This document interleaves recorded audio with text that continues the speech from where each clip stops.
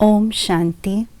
दुनिया में सबसे बड़ा संपत्तिवान हम कैसे बन सकते हैं और उसके लिए कौन सा धन हमारे पास होना चाहिए, इस बात को स्पष्ट कर रहा है आज का स्लोगन। सुनते हैं आज का स्लोगन। जिसके पास ज्ञान का अविनाशी धन है, वही दुनिया में सबसे बड़ा संपत्तिवान है।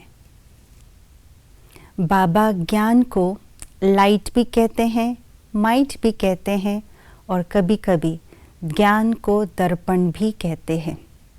लेकिन आज के स्लोगन में ज्ञान को अविनाशी धन कहा गया है। जिस तरह से स्थूल धन के द्वारा हम दुनिया के सारे स्थूल सुख सुविधाएं प्राप्त कर सकते हैं, उसी तरह अविनाशी धन ज्ञान के धन द्वारा हम सूक्ष्म सुख सुविधाएं प्राप्त कर सकते हैं। सूक्ष्म सुख सुविधाएं अर्थात आत्मिक शक्ति, परमात्म प्यार, अति इंद्रिय सुख। और जब इस ज्ञान धन को हम अपने मन के अंदर बसा लेते हैं, उसका हम चिंतन करके अपने जीवन में धारण कर लेते हैं, तो क्या होता है? हमारा मन श्रेष्ठ हो जाता है। मन के अंदर की भावनाएं, विचार भी बहुत शुद्ध और श्रेष्ठ हो जाते हैं। एटीट्यूड हमारे पॉजिटिव हो जाते हैं और इसके आधार पर जो हमारा कर्म होता है वो भी श्रेष्ठ और सुखदायी होने के कारण जो उस कर्म का फल जो हमें मिलता है वो संतुष्टता की प्राप्ति के रूप में होती है। और संतोष धन सबसे बड़ा धन है दुनिया के अंदर। यदि किसी के मन में संतुष्टता है तो ये सबसे बड़ी संपत्ति कहा जाता है। इस अविनाशी ज्ञान धन से न केवल सूक्ष्म सुख शांति की प्राप्ति होती है, परंतु स्थूल धन की भी प्राप्ति होती है। वो कैसे? जब हम ज्ञान को मनन चिंतन करने से मन के अंदर स्पष्टता तो आती ही आती है, लेकिन हमारी बुद्धि विशाल हो जाता है। बुद्धि विशाल होना माना तीनों कालों को सोच समझ करके कार्य करना।